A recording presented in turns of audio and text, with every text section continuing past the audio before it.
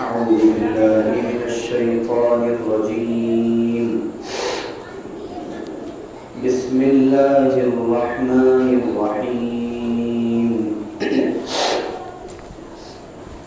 إنا أعطيناك الكوثر فصل لربك وانحر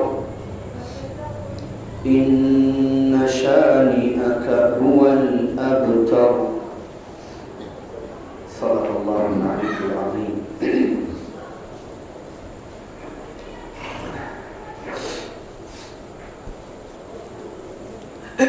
یہ قرآن مجید کی سب سے مختصر سورت ہے اور شاید سب سے زیادہ نمازوں میں ہم لوگ جس کی تلاوت کرتے ہیں وہ سورت ہے.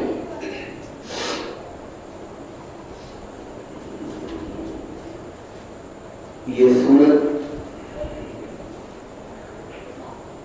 رحمت العالم سیدنا محمد رسول اللہ صلی اللہ علیہ وآلہ وسلم کی شان میں اللہ نے نازل فرمائی. ترتیب کے لحاظ سے بھی اسی سورت کا درس ہونا تھا اور ربیع الاول کی مناسبت سے بھی یہ ایک اچھی بات رہی کہ سورہ کوثر اللہ کے رسول صلی اللہ علیہ وآلہ وسلم کی منقبت اور آپ کو اللہ کی طرف سے جو انعامات ملنے والے ہیں اس کے تذکرے پر مشتمل ہے. اپنے الفاظ کے لحاظ سے قرآن مجید کی سب سے چھوٹی سورت ہے لیکن اپنے مضمون کے لحاظ سے اس میں اتنی تفصیل ہے کہ ایک دو درس بھی اس کے لیے ناکافی ہو سکتے ہیں اگر ان سارے پہلوؤں کا احاطہ کیا جائے جو اللہ نے اس صورت میں بیان فرمائے.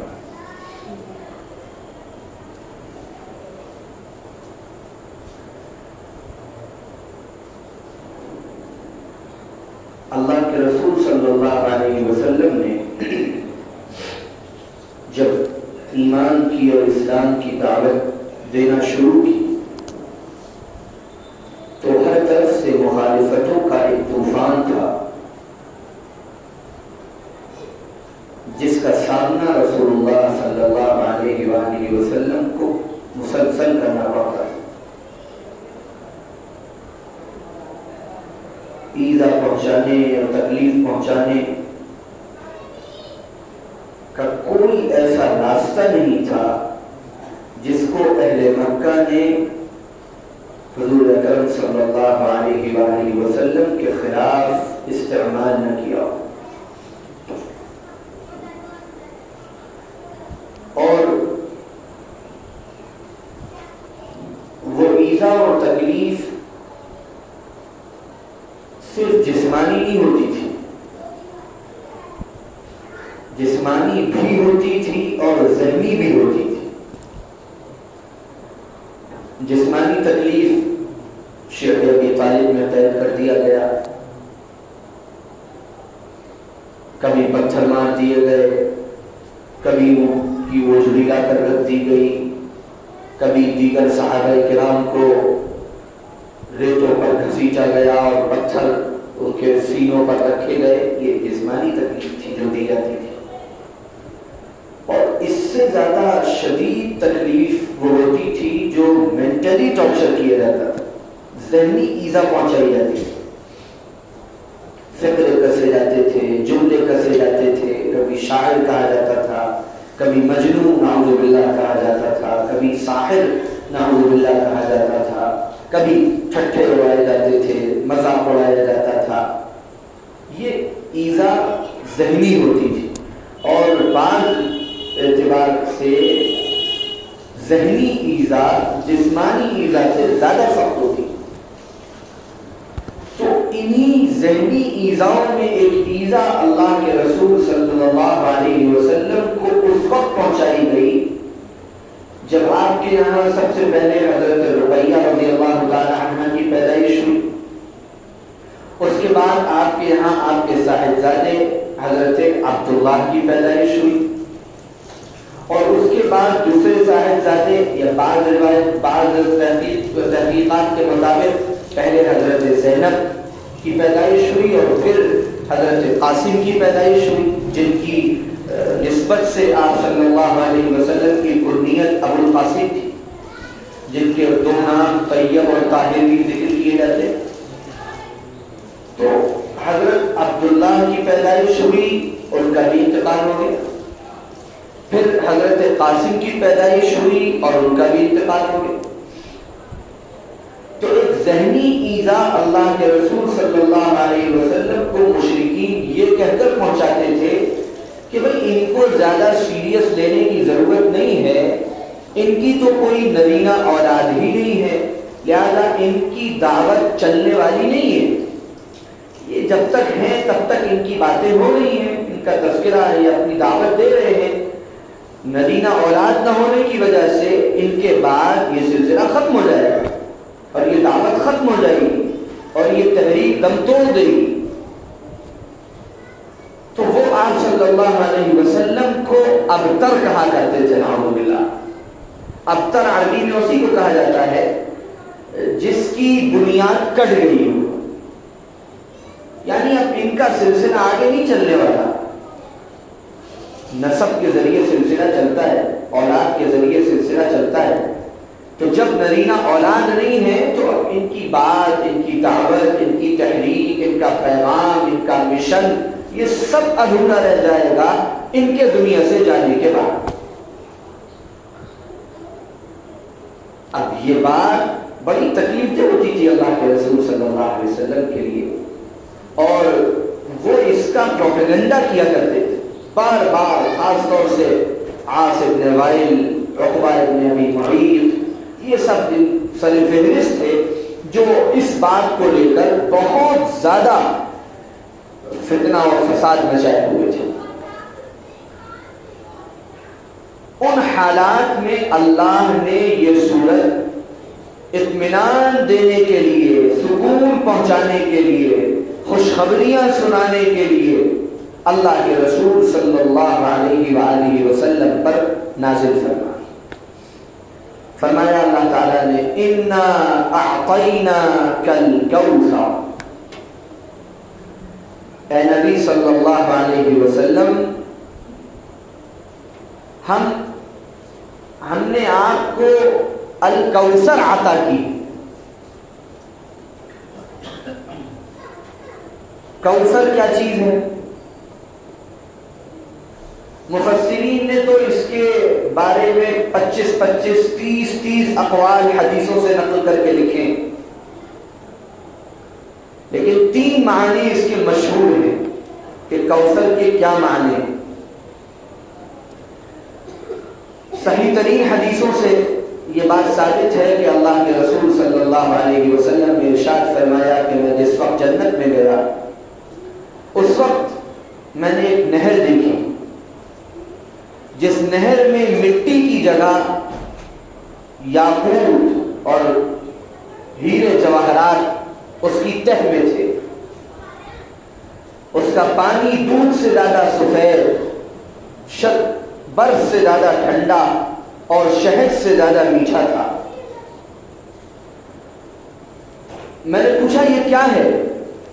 تو حضرت جبرائیل نے بتایا کہ یہ الکوثر نہر ہے اور یہ اللہ نے آپ کو عطا فرمائی ہے. متعدد صحابہ کرام سے الگ الگ الفاظ کے فرق کے ساتھ یہ روایت حدیث کی کتابوں میں موجود ہے کہ الکوثر جنت کی ایک نہر کا نام ہے جو اللہ نے اپنے نبی صلی اللہ علیہ وآلہ وسلم کے لیے بنائی.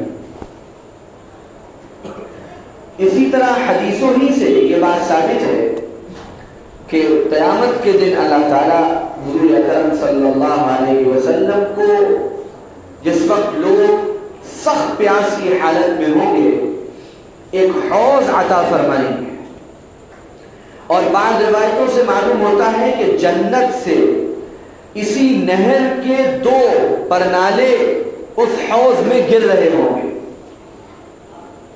اور اسی لیے اس حوض کو بھی حوض کوثر کہا جاتا ہے۔ ہمارے عام ماحول میں حوض کوثر زیادہ مشہور ہے، جنت کی نہر کوثر کے بارے میں معلومات ذرا کم ہے، اور تیسرا جو الکوثر ہے اس کے بارے میں عام طور سے لوگوں کے درمیان معلومات نہیں۔ حوض کوثر زیادہ مشہور ہے کیونکہ حدیث کی کتابوں میں اس کا تذکرہ ہے، اور حدیث کی کتابوں ہی سے پتہ چلتا ہے کہ اصلاً وہ نہر کوثر ہے، اسی سے وہ پرنالے اس حوض میں گر رہے ہیں، اس لیے اس حوض کا نام حوض کوثر ہے۔ اور اللہ کے رسول صلی اللہ علیہ وسلم نے ہی حدیثوں میں یہ بات ارشاد فرمائی کہ میں سب سے پہلے وہاں پہنچوں گا، اور آپ نے فرمایا کہ اس پر اتنے پیالے رکھے ہیں پانی پینے کے لیے جتنے آسمان میں ستارے ہیں، اور ظاہر ہے جو اس پانی کی خصوصیات ہیں، دودھ سے زیادہ سفید اور شہد سے زیادہ میٹھا اور برف سے زیادہ ٹھنڈا، جب اسی نہر سے وہ پانی آ رہا ہے، یہی خصوصیات اس پانی کی، اور قیامت کے دن صرف اسی پانی سے لوگوں کو سیرابی حاصل ہوگی۔ حضور صلی اللہ علیہ وسلم نے فرمایا میں اس حوض پر پہنچوں گا، اللہ تعالیٰ اس حوض کی کمان مجھے عطا فرمائیں گے۔ بعض روایتوں میں یہ بات ملتی ہے کہ اللہ کے رسول صلی اللہ علیہ وسلم کے بعد حضرت علی رضی اللہ تعالی عنہ اس حوض پر آپ کے ساتھ ہوں گے، اور پھر وہاں اہل ایمان کو اللہ کے رسول صلی اللہ علیہ وسلم اس حوض سے پانی بھر بھر کر پلائیں۔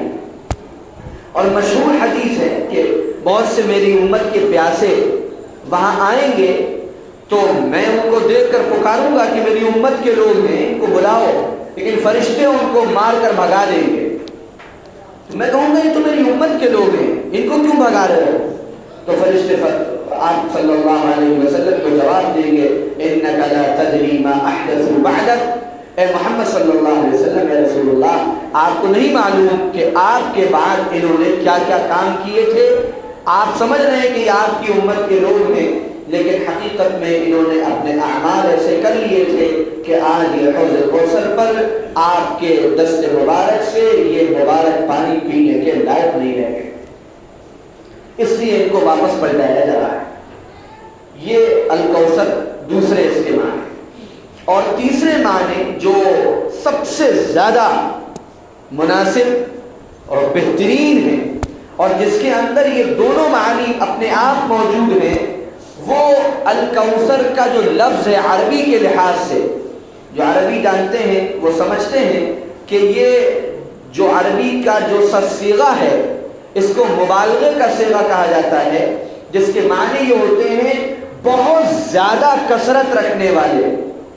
اور آپ صلی اللہ علیہ وسلم کے لیے جب یہ لفظ استعمال ہوا تو اس کا مطلب یہ ہے کہ سب سے زیادہ خیر اور سب سے زیادہ برکت رکھنے والی چیز، اور اس معنی میں حوض کوثر بھی آ جاتا ہے اور نہر کوثر بھی آ جاتی کہ اللہ نے یہ بات اپنے نبی سے فرمائی کہ ہم نے آپ کو خیر کثیر عطا فرمائی، سب سے زیادہ خیر، سب سے زیادہ برکت، سب سے زیادہ رحمت، سب سے زیادہ اپنا فضل، سب سے زیادہ اپنا کرم، سب سے زیادہ اپنی عطا، سب سے زیادہ اپنی عنایات، یہ سب ہم نے آپ کو سب سے زیادہ عطا فرمایا۔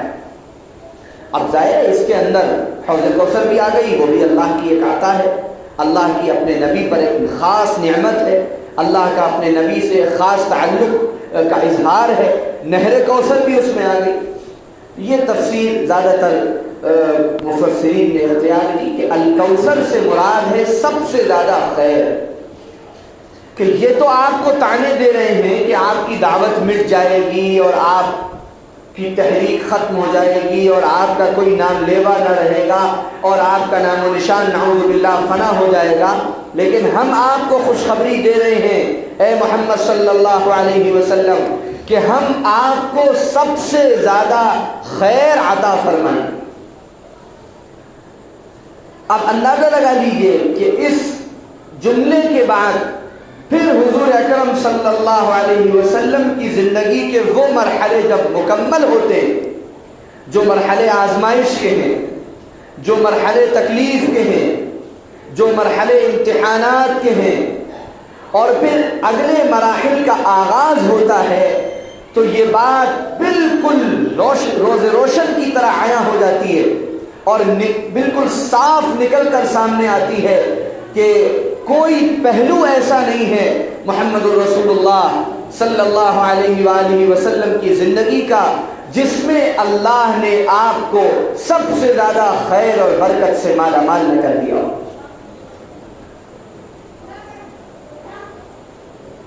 عزتوں کی جہاں تک بات ہے، کیا پوری دنیا اس حقیقت کو نہیں جانتی کہ سب سے زیادہ عزتوں سے اللہ نے آپ صلی اللہ علیہ وسلم کو مالا مال فرمایا؟ وہ تذکرے مٹانے پر تلے تھے اور اللہ نے آپ کے تذکرے کو قیامت تک کے لیے ایسی رفعت اور بلندی عطا فرمائی کہ اس رفعت و بلندی تک نہ کوئی پہنچ سکا، نہ پہنچ رہا ہے اور نہ آئندہ کبھی پہنچ سکتا ہے. آپ کو اللہ نے ایسے اصحاب عطا فرمائے، ایسے جانثار عطا فرمائے، ایسے مخلصین عطا فرمائے کہ آپ جیسے جانثار اور مخلصین نہ آپ سے پہلے کسی کو ملے، نہ آج مل رہے ہیں اور نہ قیامت تک مل سکتے. مال اور دولت کو تو اللہ کے رسول صلی اللہ علیہ وسلم نے اپنے اختیار سے قبول نہیں کیا. ایسا نہیں ہے کہ مال اور دولت آپ پر پیش نہیں کیا گیا یا اللہ نے اس کو آپ پر حرام کر دیا تھا. اللہ تعالیٰ نے تو آپ سے پوچھا تھا کہ آپ کون سی زندگی اختیار کرنا چاہتے ہیں. آپ راحت اور آرام کی، مال کی فراوانی کی زندگی اختیار کرنا چاہتے ہیں یا فقر و مسکنت کی زندگی اختیار کرنا چاہتے ہیں؟ آپ نے اپنے اختیار سے فقر اور مسکنت کو اختیار کیا تھا اور آپ نے یہ فرمایا تھا یہ اس لیے میں کر رہا ہوں تاکہ میرے امت کے فقراء اور مساکین کی دلجوئی ہو. کیونکہ جن کو اللہ تعالیٰ مال دے گا، دولت دے گا، آرام دے گا، وہ خوش رہیں گے ظاہر ہے، اور میں ان کو حرام نہیں کہتا کہ وہ اس میں زندگی گزارے. اسی لیے آپ نے کبھی کبھی آرام دہ لباس بھی پہنا، اچھا لباس بھی پہنا، سکون کی زندگی والے اسباب بھی اختیار کیے، لیکن اپنے لیے آپ نے قبول کیا فقر کو، مسکنت کو اور فاقوں کو اور غربت کو، تاکہ میری امت کے جو غریب ہوں، میری امت کے جو پریشان حال ہوں، ان کو یہ سوچ کر تسلی رہے کہ آج اگر ہمارے اوپر فقر اور فاقہ ہے تو کوئی بڑی بات نہیں ہے. ہمارے رسول صلی اللہ علیہ وسلم کی زندگی کا اکثر حصہ بلکہ پوری زندگی آپ کی اسی طرح گزری. تو وہ آپ کا اختیار تھا، ورنہ مال اور دولت کے لحاظ سے بھی اللہ نے فرمایا تھا کہ ہم تو احد پہاڑ کو آپ کے لیے سونے کا بنا دیں. دین کے اعتبار سے غلبہ، جس وقت یہ تانے آپ کو دیے جا رہے ہیں، ذرا غور کیجئے، جس وقت یہ تانے دیے جا رہے ہیں اس وقت مکے میں چند لوگ ہیں بے سر و سامانی کی حالت میں جنہوں نے آپ کی پکار پر لبیک کہا ہے، ورنہ پورا مکہ آپ کا دشمن ہے، پورا عرب آپ کے پیغام سے ناواقف ہے. اس وقت کیا کوئی یہ تصور کر سکتا تھا کہ محض 10 12 14 سال کے عرصے کے اندر ایسی تبدیلی آئے گی کہ سارا جزیرۃ العرب اللہ کے رسول صلی اللہ علیہ وسلم کے قدموں میں ہوگا؟ جس وقت آپ کا نام اتنا بدنام کیا جا رہا تھا کہ آپ کے شہر کے اندر بھی سب آپ کے جاننے والے، سب آپ کے ماضی سے واقف، لیکن چونکہ آپ کی دعوت سے ان کو چڑ تھی، اس لیے آج جو 40 سال تک الصادق کہتے رہے، الامین کہتے رہے، سچا کہتے رہے، امانت دار کہتے رہے، آپ کی دعوت سے چڑ کے نتیجے میں آپ کے خلاف طرح طرح کی باتیں کرنے لگے، آپ پر الزامات لگانے لگے، آپ پر بہتان باندھنے لگے. کوئی گمان کر سکتا تھا کہ جس نبی کی بات اور جس نبی کی دعوت آج مکے کے چند لوگ قبول نہیں کر رہے ہیں، اس نبی کی دعوت کو اللہ دنیا کے 7 بر اعظموں میں پہنچائے گا. اور اس کے تذکرے کو اتنا بلند کرے گا کہ دنیا کے ایک کونے سے دوسرے کونے تک اور ایک کنارے سے دوسرے کنارے تک دن میں 5 مرتبہ ہر شہر، ہر علاقے، ہر دیہات میں محمد الرسول اللہ صلی اللہ علیہ وآلہ وسلم کا نام نامی اور اسم گرامی عزت اور عظمت کے ساتھ بلند کیا جائے. یہ اللہ تعالیٰ خوشخبری دے رہے ہیں حضور، انا اعطیناک الکوثر. آپ غمگین نہ ہو ان کی باتوں سے، آپ دل چھوٹا نہ کریں ان کی باتوں سے، آپ پریشان نہ ہو ان کی باتوں سے. اللہ نے فیصلہ کر لیا ہے کہ اللہ تو آپ کو خیر کثیر عطا فرمائے. انہیں کر لینے دیجئے، جتنے ان کے ترکش میں تیر ہے یہ سب استعمال کر لیں. کوئی ان کے پاس، کوئی ان کی چال باقی نہ رہ جائے، کوئی ان کی اسکیم باقی نہ رہ جائے. یہ ساری اپنی چالیں چل لیں، سارے اپنے مکر اور قید کو استعمال کر لیں اور یہ سمجھ لیں کہ نبی کی دعوت مل جائے گی، نبی کا تذکرہ مل جائے گا، نبی کی بات ختم ہو جائے گی. آپ اس سے بے فکر رہیے، ہم نے یہ طے کیا ہے. اور یہاں غور کیجئے، اللہ تعالیٰ نے اعطینا، قرآن واقعتاً عربی کے ساتھ ہی سمجھ میں آتا ہے. اعطینا یہ پاسٹ کی بات ہے، عربی میں ماضی کا صیغہ جسے کہتے ہیں، گزر چکا. یعنی ہم آپ کو الکوثر دے چکے. حالانکہ ابھی وہ سارے نتیجے سامنے نہیں آئے، لیکن پھر بھی بات اس طرح کہی کہ یہ سب تو ہم دے چکے. یہ اس لیے اس طرح کہا گیا کہ جس طرح ماضی اور گزرا ہوا زمانہ یقینی ہے، کل کیا ہوا یہ بالکل یقینی بات ہے. کل اس مسجد میں 5 نمازیں ہوئیں، اس میں کوئی شک کی گنجائش نہیں ہے، کیونکہ وہ وقت گزر چکا، 5 نمازیں ہو چکی. کوئی اس میں بات ایسا نہیں ہے کہ شاید نہ ہو، کیونکہ اب تو ہو چکا. اس لیے اللہ تعالیٰ بہت سے مقامات پر بات مستقبل کی کرتے ہیں، لیکن اللہ جو جملہ استعمال فرماتے ہیں وہ ماضی کا. وہ اس لیے کہ جس طرح ماضی یقینی ہے، اللہ نے جو مستقبل کے لیے وعدہ فرمایا ہے وہ اسی ماضی کی طرح بالکل یقینی ہے، اس میں شک اور شبہ کی کوئی گنجائش نہیں. انا اعطیناک الکوثر، اے نبی یہ طے شدہ فیصلہ ہے، کوئی دنیا کی طاقت اس فیصلے کو بدل نہیں سکتی کہ اللہ آپ کو الکوثر عطا فرمائے. ہر طرح کی خیر سب سے زیادہ آپ کے حصے میں آئے گی. اور یہ آپ کو طعنہ دے رہے ہیں خاص طور سے اولاد کے نہ ہونے کا، اولاد نرینہ کے نہ ہونے کا. یہ اپنے اس طعنے میں اتنے پھسڈی رہ جائیں گے اور اتنا پیچھے رہ جائیں گے کہ یہ سوچ بھی نہیں سکتے. ہم نے تو تمام مؤمنین کو آپ کی روحانی اولاد بنا دیا ہے. اسی لیے اللہ نے فرمایا تھا النبی اولا بالمؤمنین من انفسهم وازواجه امہاتهم. نبی مؤمنین کے نزدیک ان کی جانوں سے زیادہ عزیز ہیں، اور نبی کی جو ازواج ہیں وہ امت کی مائیں ہیں. نبی اس امت کے روحانی باپ ہیں اور نبی کی ازواج اس امت کی روحانی مائیں ہیں. اللہ نے روحانی اولاد کے طور پر پوری دنیا میں اللہ کے رسول صلی اللہ علیہ وسلم کی روحانی اولاد کو زندہ فرما دیا.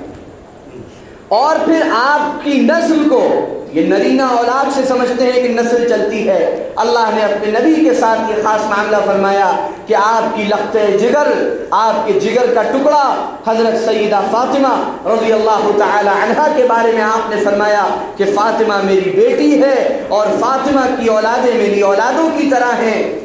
دنیا نے ان کو اس وقت اللہ کے رسول صلی اللہ علیہ وسلم کو طعنہ دیا تھا کہ آپ کی کوئی نرینہ اولاد نہیں ہے.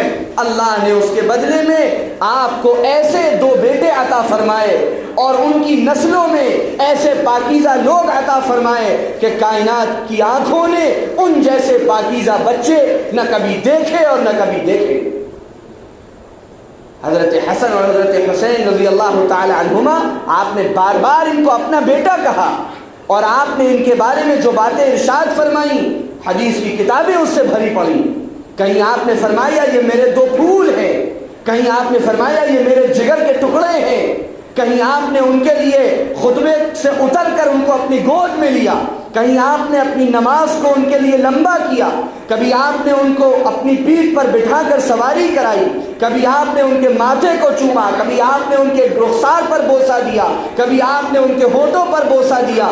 آپ نے اتنے بلند ترین کلمات اپنے ان دو بیٹوں کے بارے میں فرمائے. کہیں فرمایا کہ الحسن والحسین سیدا شباب اہل الجنہ. یہ حضور صلی اللہ علیہ وسلم کی اولادوں کا تذکرہ ہے. اور اتنا اس موضوع پر حدیث کی کتابوں میں، سیرت کی کتابوں میں، تاریخ کی کتابوں میں بھرا ہوا ہے مواد کہ انسان اس کا احاطہ عام آدمی اور ایک عام پڑھنے لکھنے والا بھی اس کو جمع نہیں کر سکتا کہ اللہ نے آپ کو کیسے عظیم الشان بیٹے عطا فرمائے، اور پھر ان کی نسلوں میں اللہ نے کتنے کبار علماء، کیسے کیسے اللہ والے، زین العابدین اور حسن مصنع اور امام اور حضرت جعفر صادق اور حضرت موسیٰ کاظم اور حضرت باقر اور حضرت محمد تقی اور حضرت محمد نقی جیسے عظیم الشان اللہ کے ولی اور اللہ کے منتخب بندے اللہ نے اپنے محبوب کے ان دونوں بیٹوں کی نسل میں اللہ نے پیدا فرما دی. تم جس نبی کو تانا دیتے تھے کہ ان کی اولاد نرینہ نہیں ہے، ان کا نام لینے والا کون ہوگا، ان کی نسل کہاں سے چلے گی، اللہ نے کائنات کا سب سے مقدس اور محترم سلسلہ نسب حضرت حسن اور حضرت حسین سے جاری فرما کر ان خاندانوں میں اللہ نے اپنے ایسے ایسے جیالے بندے پیدا فرمائے کہ کائنات کی آنکھوں نے ایسے مقدس، ایسے محترم اور ایسے معظم ہستیاں شاید ہی کبھی دیکھی ہو جو اللہ نے اپنے محبوب کے ان دونوں فرزندوں کی اولاد میں اللہ نے بھیجے. بہت کتابیں اس موضوع پر لکھی گئی. صرف حضرت حسن اور حضرت حسین رضی اللہ تعالی عنہ اور حضور کے یہ جو اہل بیت ہیں ان کے حوالے سے اتنا کچھ لکھا گیا ہے کہ ایک مجلس میں ان ساری کتابوں کا احاطہ بھی نہیں ہو سکتا. یہ ہے وہ الکوثر جو اللہ نے اپنے محبوب کو عطا فرمایا. جس پہلو سے آپ چلے جائیں، ظاہر ہے بہت زیادہ تفصیل کا یہ وقت نہیں، جس پہلو سے چلے جائیں اللہ کے رسول صلی اللہ علیہ وسلم کی زندگی اس پہلو سے سب سے زیادہ خیر اور سب سے زیادہ برکت کو سمیٹے ہوئے. فَصَلِّ لِرَبِّكَ وَانْحَرْ. عجیب و غریب قرآن کا اسلوب ہے اور قرآن کا انداز ہے. پہلے بشارت دی، خوشخبری سنائی، سب سے زیادہ خیر آپ کو ملے گی، سب سے زیادہ برکتیں آپ کو ملیں گی، سب سے زیادہ عزتیں آپ کو ملیں گی، سب سے زیادہ اللہ کے انعامات، اللہ کے فضل و کرم کے مستحق آپ ہیں. لیکن اللہ تعالیٰ اپنے بندوں کی تربیت بعض مرتبہ اس طرح کرتا ہے کہ اپنے نبی کو مخاطب بناتا ہے. بہت سے موقعوں پر قرآن میں اللہ نے اپنے محبوب صلی اللہ علیہ وسلم سے وہ بات کہی ہے جو قرآن پڑھنے والا حیران ہوتا ہے کہ حضور سے یہ بات کہی. کہیں پر کہا گیا وَلَا تَعْدُ عَيْنَاكَ عَنْهُمْ تُرِيدُ زِينَةَ الْحَيَاةِ الدُّنْيَا. اے نبی دنیا کی چکا چوند کی طرف آپ نگاہیں مت کیجئے گا، آپ دنیا کی طرف رکھتے ہیں. کہیں کہا گیا وَلَا تُطِعْ مَنْ أَغْفَلْنَا قَلْبَهُ عَنْ ذِكْرِنَا. اے نبی ان لوگوں کی بات مت مانیے گا، ان کی اطاعت مت کیجیے گا جن کے دل کو ہم نے اپنے ذکر سے غافل کر دیا.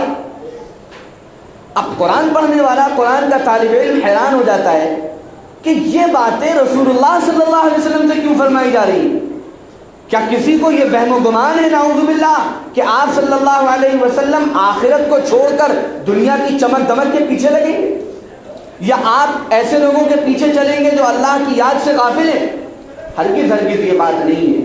بات صرف یہ ہے کہ بعض بہت اہم باتیں جو ہوتی ہیں ان باتوں کی اہمیت امت کو اور اللہ اپنے بندوں کو سمجھانے کے لیے ان باتوں کا مخاطب اپنے نبی کو بناتا ہے، تاکہ میرے بندے یہ سمجھ سکیں کہ جب اللہ نے اپنے محبوب کو اس بات کا اتنی تاکید سے حکم دیا ہے تو ہمارے لیے ان باتوں کو اہمیت کے ساتھ سمجھنا کتنا زیادہ ضروری ہے.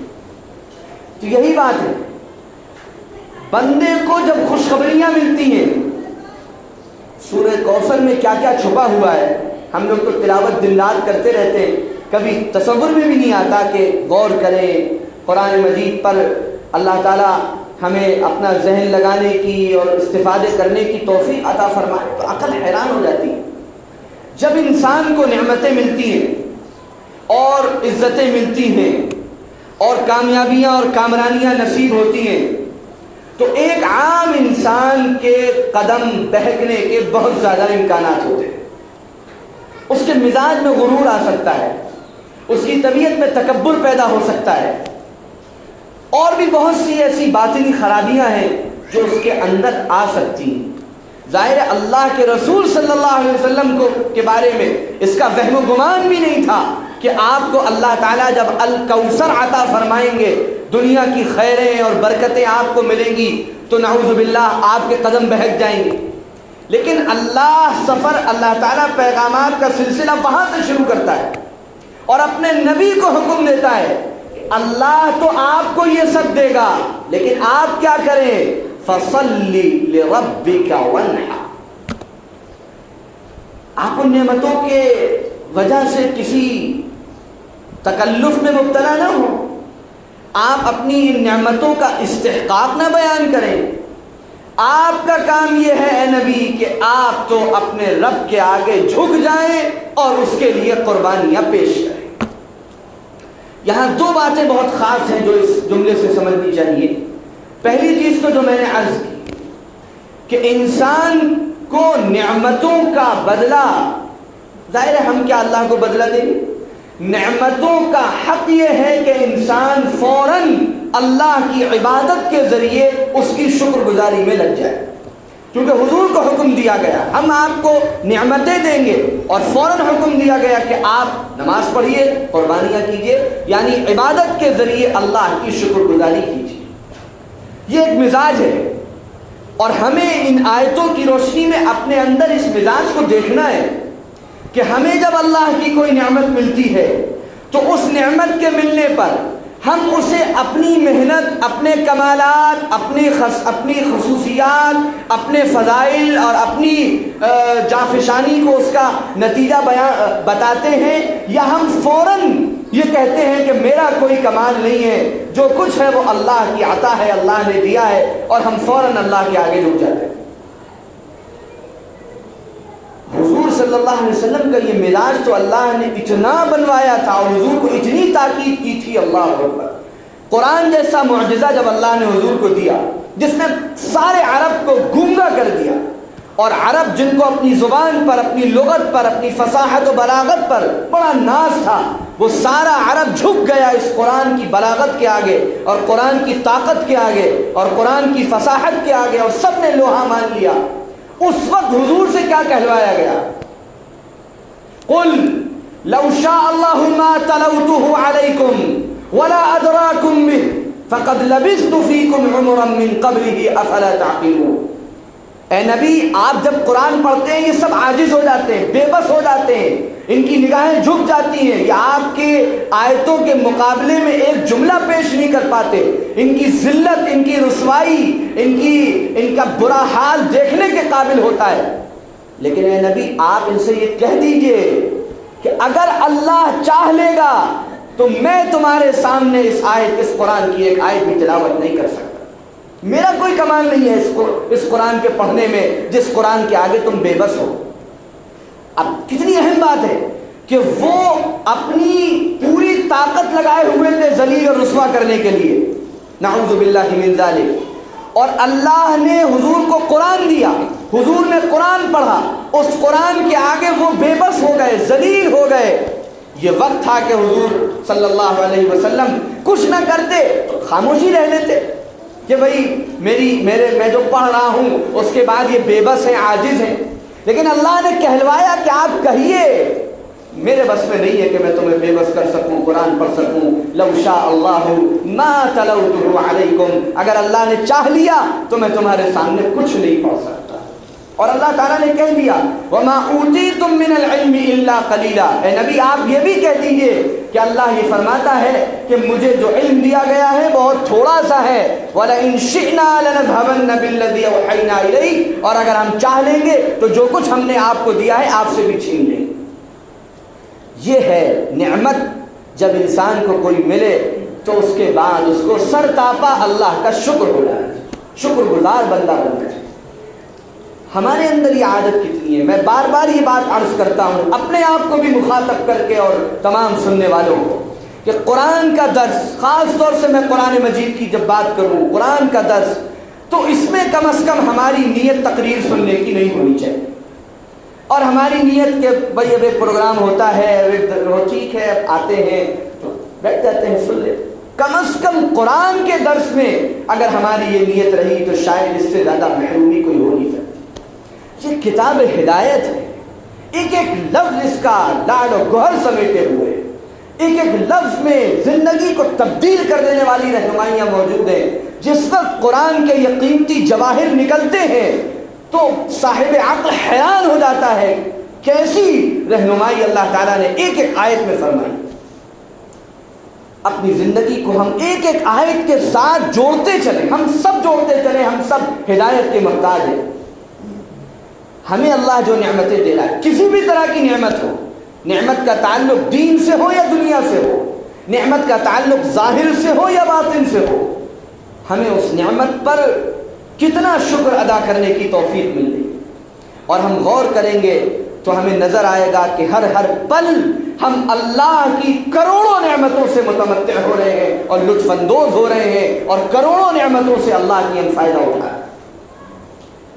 اللہ نے ہمیں مکان دے رکھا ہے، اللہ نے ہمیں کھانے پینے کو دے رکھا ہے، اللہ نے ہمیں صحت مند جسم دے رکھا ہے، اللہ نے ہمیں بولنے کی طاقت دے رکھی ہے، اللہ نے ہمیں چلنے کی، سننے کی، دیکھنے کی، پکڑنے کی، سونگھنے کی صلاحیتیں عطا فرمائی ہیں، اللہ نے ہمیں کاروبار عطا فرمایا ہے، اللہ نے ہمیں دین عطا فرمایا، نماز عطا فرمائی، قرآن عطا فرمایا۔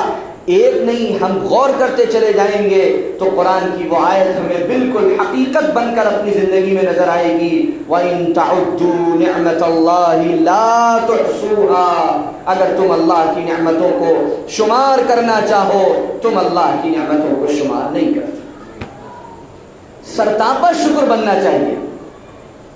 کیا ہے ہمارے اندر جو ہم کسی نعمت کو لے کر اترائیں؟ کیا ہے ہمیں اپنی تاریخ نہیں معلوم، ہم کہاں سے چلے تھے، ہماری کیا حیثیت تھی؟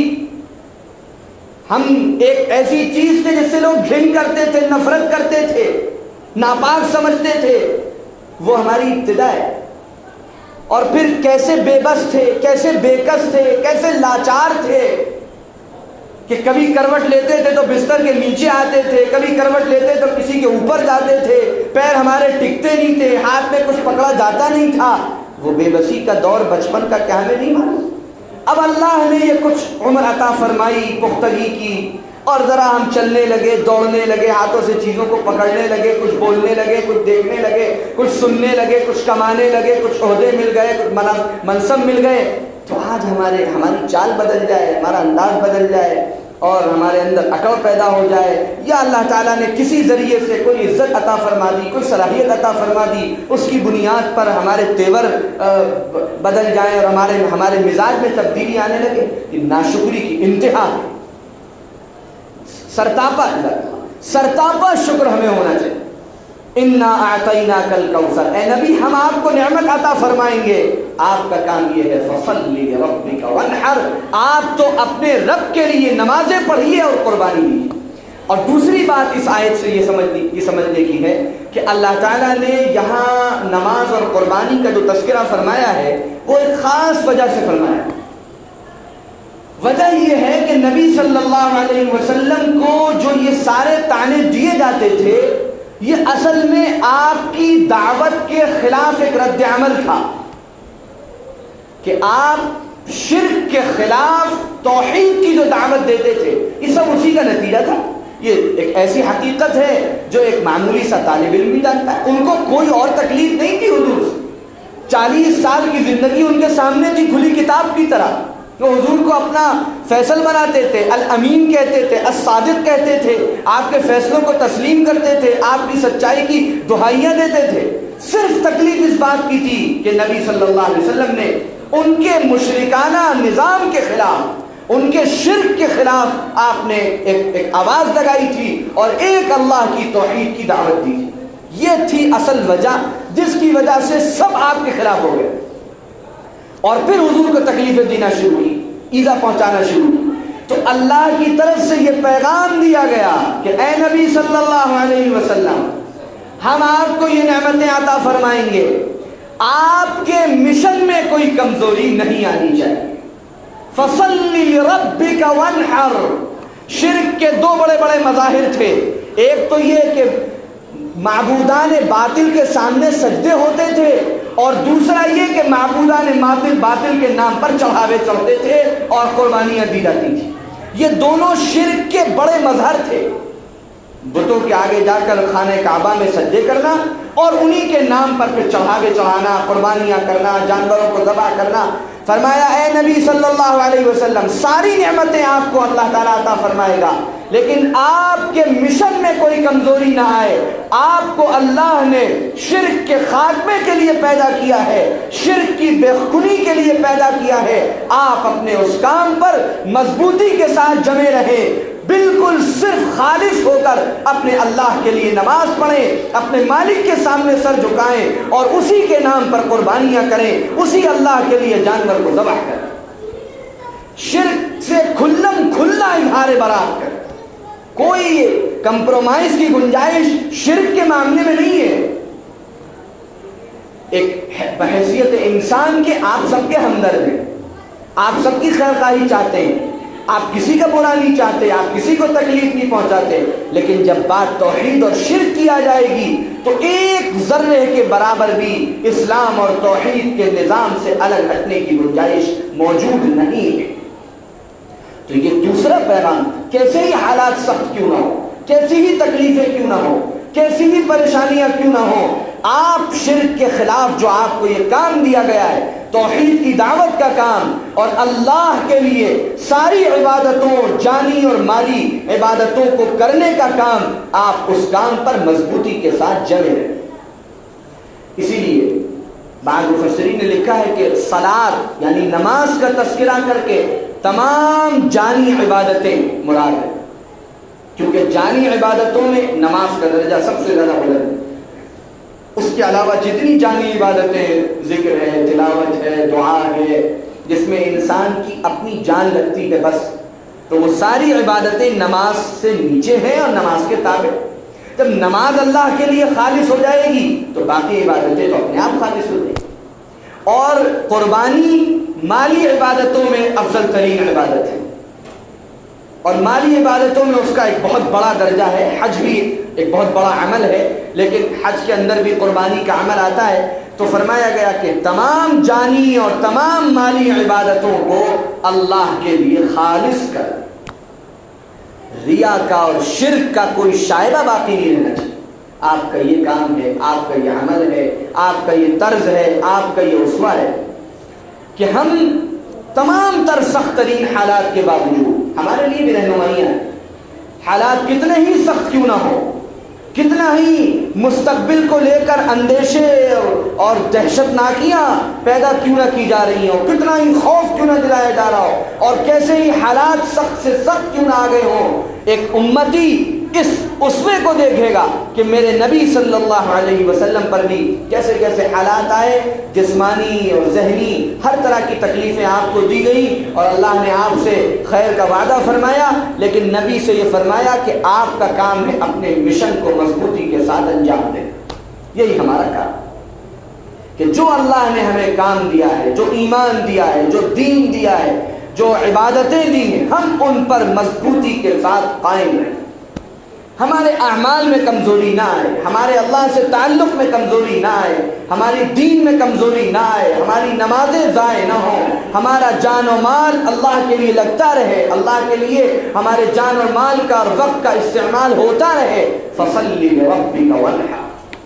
اور پھر جو فتنہ پرور ہیں، جو فساد مچانے والے ہیں، جو ہنگامے کرنے والے ہیں، جو آپ کو طرح طرح کی گالیاں دینے والے ہیں، نعوذ باللہ، جو آپ کے بارے میں یہ پروپیگنڈا کرنے والے ہیں کہ آپ کی دعوت ختم ہو جائے گی، آپ کا مشن ختم ہو جائے گا، آپ جب تک حیات ہیں تب تک آپ کی بات کچھ چل رہی ہے، آپ کے جانے کے بعد تو کوئی آپ کی بات کرنے والا، آپ کا نام لینے والا، آپ کی دعوت کو، آپ کی آواز کو لگانے والا باقی نہیں رہے گا۔ ڈرنا ان کو چاہیے۔ اللہ کا یہ فیصلہ ہے کہ ان شانئک هو الابتر۔ اے نبی آپ ان کی طرف سے فکر مند نہ ہو، یہ جو آپ کے دشمن ہیں، شانی شنآن قوم، ایسی دشمنی کو کہا جاتا ہے جو دشمنی انسان کو بدسلوکی پر آمادہ کرے۔ دشمنیاں کئی طرح کی ہوتی، ایک دشمنی وہ ہوتی ہے جو دل میں چھپی رہتی اور وہ کینے کی طرح اندر ہی اندر پلتی رہتی ہے، بڑھتی رہتی۔ منافقین وہ دشمنی رکھتے تھے، رہتے تو ساتھ تھے، کام ساتھ میں کرتے تھے، دکھاتے تھے کہ ہم آپ کے ساتھ نماز پڑھ رہے ہیں، آپ کے ساتھ ہم ہر عمل میں شریک ہیں، لیکن اندر ہی اندر ایک گھن ان کو کھائے رہتا تھا اور کیڑا ان کے دل کو کاٹتا رہتا تھا، اور کوئی موقع وہ آپ کو تکلیف پہنچانے کا چھوڑتے نہیں تھے۔ سورۃ التوبہ میں اللہ تعالیٰ نے ایسا پوسٹ مارٹم کیا ہے ان منافقین کا، اور ایسا ان کی حرکتوں کو، ان کے کردار کو بیان کیا ہے کہ حیران ہو جاتا ہے انسان کس طرح اللہ نے ان کے کردار کو کھول کھول کر بیان کر دیا۔ یہاں تک کہ ان کے قرآن کے درس میں بیٹھنے کے طرز کو بھی اللہ نے بیان کر دیا۔ وَإِذَا مَا أُنزِلَتْ سُورَةٌ نَظَرَ بَعْضُهُمْ إِلَى بَعْضٍ هَلْ يَرَاكُمْ مِنْ أَحَدٍ ثُمَّ انصَرَفُوا صَرَفَ اللَّهُ قُلُوبَهُمْ بِأَنَّهُمْ قَوْمٌ لَا يَفْقَهُونَ۔ اے نبی جب قرآن کی آیتیں اترتی ہیں اور آپ آواز لگاتے ہیں کہ آؤ قرآن کی آیتیں اتری ہیں، قرآن کی آیتیں سن لو، تو سب جمع ہو جاتے ہیں۔ اس لیے جمع ہوتے ہیں کہ نبی کا حکم ہے، اللہ کا حکم ہے، آنا تو پڑے گا۔ اگر نہیں آئیں گے تو آدمی سمجھ جائے گا کہ یہ تو نبی کی بات سننا بھی نہیں چاہتے۔ لیکن جب آ کے بیٹھ جاتے ہیں تو آپس میں ساتھ میں بیٹھتے ہیں، اور جب آیتیں نازل ہو کر پڑھ کر سنائی جاتی ہیں تو نظر بعضهم الی بعض، تو کنکھیوں سے ایک دوسرے کو دیکھتے رہتے ہیں، اور کبھی یہ پوچھتے ہیں ایکم زادتہ ہذہ ایمانا۔ جب حضور آیتیں سنا دیتے ہیں تو مخلص ایمان والوں سے یہ پوچھتے ہیں، سوال کرتے ہیں تمہارا ایمان بڑھا ہے نا آیتوں سے؟ حضور تو کہتے ہیں نا کہ قرآن کی آیتوں سے ایمان بڑھتا ہے، کس کا ایمان بڑھا؟ اللہ تعالیٰ نے جواب دیا، فرمایا ایمان والوں تم جواب مت دو، ہم جواب دیں گے۔ فَأَمَّا الَّذِينَ آمَنُوا فَزَادَتْهُمْ إِيمَانًا، جن کے دل میں ایمان تھا ان کا ایمان بڑھ گیا۔ وَأَمَّا الَّذِينَ فِي قُلُوبِهِمْ مَرَضٌ فَزَادَتْهُمْ رِجْسًا إِلَىٰ رِجْسِهِمْ، اور جن کے دل گندے تھے، سڑے ہوئے تھے، ناپاک تھے، ان مبارک محفلوں میں بیٹھ کر بھی ان کے دل کی سڑاہٹ میں اور اضافہ ہوگا، کوئی فائدہ نہیں ہوگا۔ اور دوسری علامت کیا بتائی؟ وہ بیٹھتے ہیں تو کنکھیوں سے ایک دوسرے کو دیکھتے ہیں، هل يراكم من احد، جیسے ہی یہ نظر آتا ہے کہ کوئی نہیں دیکھ رہا، ثم انصرفوا، فوراً 9-11 ہو جاتے۔ صرف اللہ قلوبہم، یہ خود نہیں بھاگتے، اللہ نے ان کے دلوں کو پھیر دیا ہے۔ ولکنہم قوم لا یفقہون، یہ وہ لوگ ہیں جو حقیقت کو سمجھ ہی نہیں سکتے۔ یہ کردار اللہ تعالیٰ نے قرآن پاک میں بالکل واضح بیان فرمایا۔ تو اے نبی صلی اللہ علیہ وسلم، ایک تو دشمن آپ کے وہ ہیں جو یہ عمل کرتے ہیں، بہت قرآن میں تذکرہ ہے۔ واقعتاً ان دنوں مدرسے کے طلباء کو سورۃ التوبہ کا درس دینے کا موقع ملا۔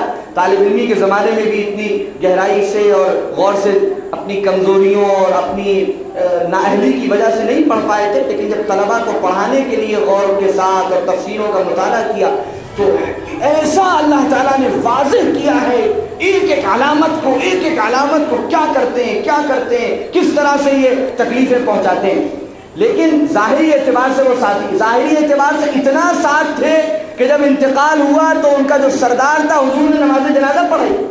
عبداللہ ابن ابی کی نماز جنازہ، جو رئیس المنافقین تھا، منافقوں کا سردار تھا، حضور صلی اللہ علیہ وسلم نے پڑھائی۔ ان کے صاحبزادے جو ایک مخلص صحابی تھے حضرت عبداللہ ابن ابی، ان کے اصرار پر آپ نے نماز جنازہ پڑھائی۔ آپ نے اپنا کرتا ان کے کفن کے لیے دیا، اس کے کفن کے لیے دیا۔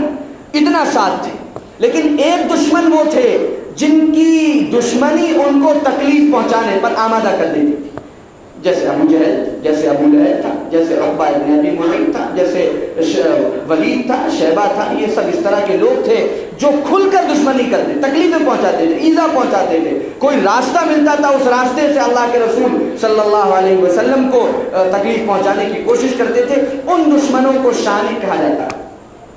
تو اللہ نے فرمایا ان شانئک هو الابتر، تذکرہ آپ کا نہیں مٹے گا، بے نام و نشان آپ نہیں ہوں گے، ان کو ناز ہے، یہ آپ کو تو تانے دے رہے ہیں کہ آپ کی کوئی اولاد نہیں ہے نرینہ، اس لیے آپ بے نام و نشان ہو جائیں گے نعوذ باللہ، اور ہمارے تو 12 لڑکے ہیں اور 14 لڑکے ہیں اور پورا قبیلہ ہے اور پورے عرب میں ہماری توتی بولتی ہے، تو ہمارا تو تذکرہ باقی رہے گا۔ لیکن اللہ یہ پیشن گوئی فرما رہا ہے کہ تذکرہ تو انہی دشمنوں کا مٹنا ہے۔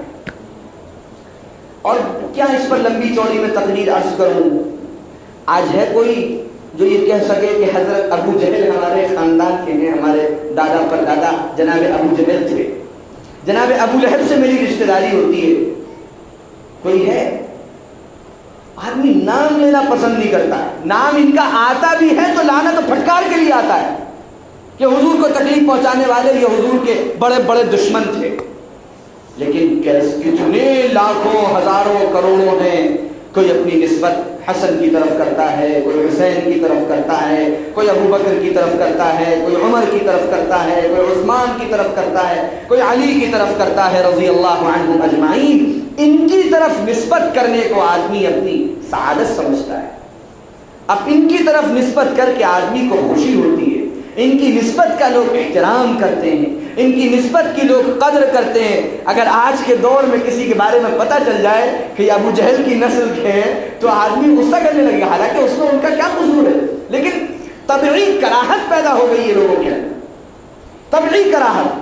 اور وہاں کی حکومتوں نے بھی ماشاءاللہ اچھا انتظام کیا ہے، بتاتے ہیں یہ کہ جتنے انہوں نے استنجا خانے اور بیت الخلا بنائے ہیں بڑے بڑے مسجد نبوی کے باہر، ظاہر ہے وہ تو اب اتنی بڑی ہے مسجد نبوی، پہلے تو بہت چھوٹا سا علاقہ تھا، جتنی بڑی مسجد نبوی ہے اتنے میں پورا شہر تھا، کیونکہ سیرت کی کتابوں سے یہ پتہ چلتا ہے کہ جنت البقیع جو قبرستان ہے بقیع غرقد، یہ مدینہ شہر کے باہر تھا، تو یہ پوری مسجد نبوی کا احاطہ بہت بڑا ہے، تو وہ پورا مدینہ شہر تھا۔ اور آج جہاں صحن ہے اور آنگن ہے اور بیت الخلا ہے، یہ سب مکانات تھے، تو مکہ مکرمہ میں جتنے بیت الخلا بنائے یہ سب انہوں نے چن چن کر ایسے ہی ناموروں کے مکانات کی جگہ پر بنا دیے کہ تمہارے مکانات اسی لائق ہے کہ یہاں پر استنجا خانے قائم کیے جائیں، بیت الخلا قائم کیے جائیں، کہ ابو جہل کے گھر پہ بنایا، کسی کا ابو لہب کے گھر پہ بنایا، کسی کا کہیں بنایا، ایسا وہاں کے ماہرین بتاتے ہیں، واللہ اعلم بالصواب، کتنی تحقیقی بات ہے مجھے بھی۔ لیکن یہ قرآن کی یہ پیشن گوئی کیسی درست ثابت ہوئی، یہ بے نام و نشان ہوں گے، ان کا کوئی تذکرہ کرنے والا نہیں ہوگا، ان کا کوئی نام لیوا نہیں ہوگا، اور اے نبی آپ کا تو وہ مقام ہوگا، وَرَفَعْنَا لَكَ ذِكْرَكَ، اتنا بلند کریں گے آپ کا تذکرہ ہم، ایک دن میں کتنے کروڑوں اربوں مرتبہ لوگ آپ کی خدمت میں درود اور سلام کے ہدیے بھیجیں گے، کوئی شمار نہیں کر سکتا۔ صلی اللہ علیہ وآلہ وسلم ہر نماز کے ہر اذان میں ہر اقامت میں آپ کا تذکرہ ہوگا، ہر نماز میں آپ پر درود اور سلام التحیات میں بھی اور درود شریف کے ذریعے بھی بھیجا جائے گا۔ پھر مدرسوں میں آپ دیکھیے لاکھوں مدرسے، اور ہر مدرسے میں روزانہ حدیثیں پڑھائی جاتی ہیں، سینکڑوں ہزاروں مرتبہ ہزاروں ہزار طلبہ، بار بار نام آتا ہے عن ابی ہریرہ رضی اللہ عنہ قال قال رسول اللہ صلی اللہ علیہ وسلم، تو درود شریف کے ترانوں سے کمرہ گونج جاتا ہے۔ پھر دنیا بھر میں لاکھوں بیانات، لاکھوں تقریریں، لاکھوں وعظ، لاکھوں نصیحتیں اور درود اور سلام کی محفلیں، کیا شمار، کیا انداز، کہاں تک ہم سوچ سکتے ہیں کہ اللہ نے اپنے محبوب صلی اللہ علیہ وسلم کے طریقے کی آواز کو، آپ کے نام کو، آپ کے ذکر کو، آپ پر درود اور سلام کو پورے عالم میں کتنا عام فرما دیا، آپ کے طریقے کو کتنا عام فرما دیا۔ یہ جو داڑھی ہے، یہ جو آپ صلی اللہ علیہ وسلم کی سنتوں کے اتباع کی کوشش ہے، یہ کس دنیا کی لالچ میں، یہ کس دنیا کی غرض میں؟ یہ صرف اپنے محبوب صلی اللہ علیہ وسلم کی سنت کا اتباع ہے جس پر لاکھوں لوگ اپنی جانیں نچھاور کیے ہو۔ یہ کسی کو نصیب ہوئی یہ مقبولیت، کسی کو ملا ہے یہ مقام، کسی کو ملا ہے یہ درجہ، کسی کو نصیب ہے ایسے محبت کرنے والے اور جان چھڑکنے والے امتی جو اللہ نے اپنے محبوب صلی اللہ علیہ وسلم کو عطا فرمائے۔ ہر دور میں، ہر علاقے میں لاکھوں کروڑوں ایسے افراد ہیں جو اپنے محبوب نبی صلی اللہ علیہ وسلم کی عزت پر، آپ کے ناموس پر اپنے جان اور مال کو سب کچھ قربان کرنے کو تیار ہیں۔ کل بھی تھے، آج بھی ہیں، اور قیامت تک مسلمانوں کے دلوں سے کوئی محمد الرسول اللہ صلی اللہ علیہ وآلہ وسلم کی اس عزت کو مٹا نہیں سکتا، کوئی کم نہیں کر سکتا۔ اور آخری بات کہہ کر میں اس درس کو آج ختم کرتا ہوں کہ یہ تو وہ باتیں ہیں جو ایمان لانے والے کہتے ہیں۔ پوری انسانی تاریخ میں صرف محمد الرسول اللہ صلی اللہ علیہ وآلہ وسلم کی شخصیت ایسی ہے جن کے بارے میں اعترافات اور بلند ترین کلمات صرف ان کے ماننے والوں نے نہیں، ان کے دشمنوں نے اور ان کی ذاتی زندگی پر بڑے گندے نعوذ باللہ اعتراضات کرنے والوں نے بھی اللہ کے رسول صلی اللہ علیہ وسلم کی زندگی کے بعض پہلوؤں کو اس طرح لکھا ہے، خاص طور سے اس بات کو جو پورا ایک الگ موضوع ہے، لیکن میں ایک جملے میں عرض کرنے کی کوشش کرتا ہوں کہ لوگوں نے یہ لکھا ہے، بڑے بڑے ہسٹورینز اور بڑے بڑے تاریخ لکھنے والے، جس میں عیسائی بھی ہیں، ملحدین بھی ہیں، اور ہندو بھی ہیں، اور ہر مذہب کے لوگ ہیں، کہ اس پوری انسانی تاریخ میں اتنے کم جانوں کے ضیاع کے ساتھ آپ صلی اللہ علیہ وسلم کی پوری 23 سالہ جدوجہد میں چند 100 لوگ، بلکہ شاید 100 سے بھی کم لوگ تھے، جو ٹوٹل 100 سے کچھ زیادہ رہے ہوں گے، اتنے لوگ صرف مارے گئے۔ اتنی کم جانوں کے ضیاع کے ساتھ پوری انسانی تاریخ میں اصلاح اور ریفارم کا کوئی ایسا نمونہ نہیں ملتا جو نمونہ ہمیں محمد صلی اللہ علیہ وسلم کی زندگی میں نظر آتا ہے۔ اور اس حیثیت سے بڑے بڑے ہسٹورینز نے دنیا کے سب سے مؤثر ترین اشخاص اور شخصیتوں کی فہرست میں نمبر 1 پر حضرت محمد الرسول اللہ صلی اللہ علیہ وسلم کا تذکرہ یہی کہہ کر لکھا ہے کہ انسانی تاریخ میں اتنے کم وقت میں اور اتنے کم جان و مال کے نقصان کے ساتھ کسی نے ایسی تبدیلی پیدا نہیں کی، کسی نے ایسا معاشرے کو تبدیل نہیں کیا، کسی نے ایسا انقلاب برپا نہیں کیا جو محمد الرسول اللہ صلی اللہ علیہ وآلہ وسلم نے صرف 23 سال کے عرصے میں مکہ مکرمہ اور مدینہ منورہ میں رہ کر پورے عالم میں انقلاب اور تبدیلی کا ایک نمونہ پیش کیا۔ یہ وہ وعدے تھے جو اللہ نے آپ سے قرآن میں فرمائے تھے، اور اللہ نے ان وعدوں کو دکھا دیا، پورا کر کے دکھا دیا۔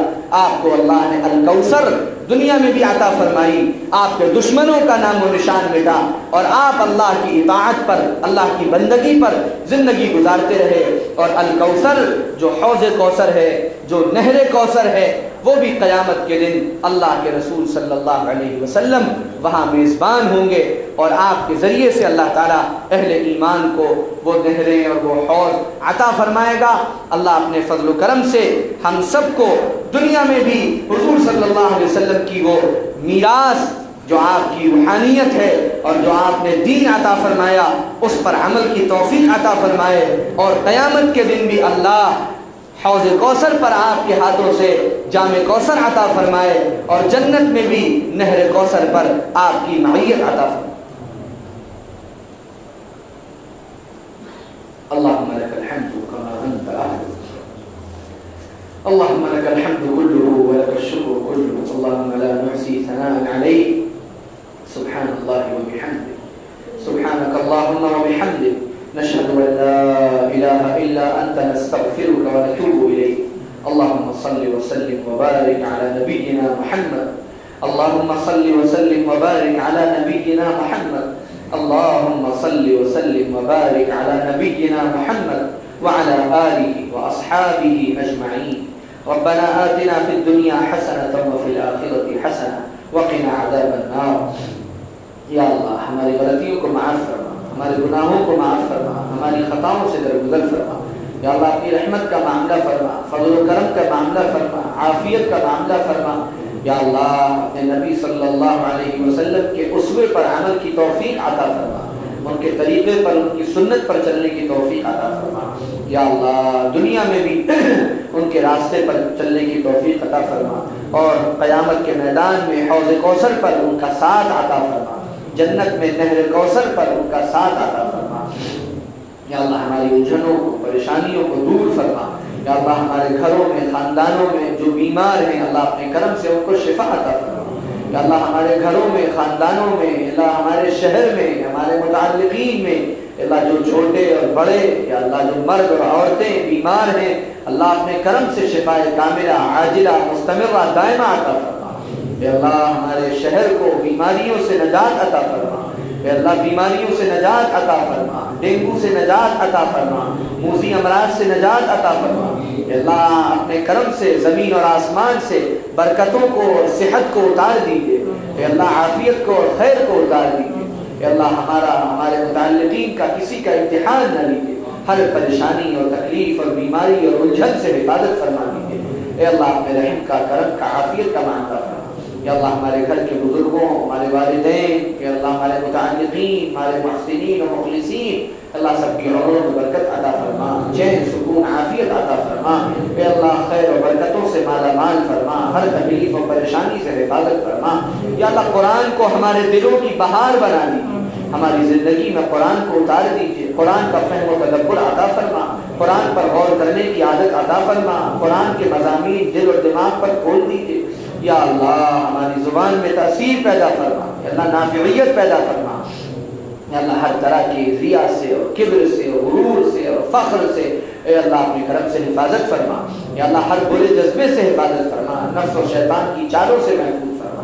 یا اللہ ہماری تمام دعاؤں کو اپنی رحمت سے قبول فرما۔ یا اللہ اس مجلس میں، اس درس قرآن میں جتنے لوگ حاضر ہیں، یا اللہ جو اس کے لیے فکر کرتے ہیں، اللہ انتظامات کرتے ہیں، لوگوں کو دعوت دیتے ہیں، یا اللہ یاد دہانی کراتے ہیں، کہ اللہ اپنے کرم سے ایسے تمام لوگوں کو اپنی شان کے مطابق جزا اور بدلہ عطا فرما، اپنی شان کے مطابق جزا اور بدلہ عطا فرما۔ اے اللہ اپنے کرم سے ان سب کو قرآن پاک کے انوار اور برکات سے مالا مال فرما۔ یا اللہ ہمارے دل میں جو دعائیں ہیں، تمنائیں ہیں، آرزویں ہیں، اپنی رحمت سے ان سب کو پورا فرما۔ ربنا تقبل منا انك انت السميع العليم وتب علينا انك انت التواب الرحيم وصل اللهم وسلم وبارك على نبينا محمد وعلى اله واصحابه اجمعين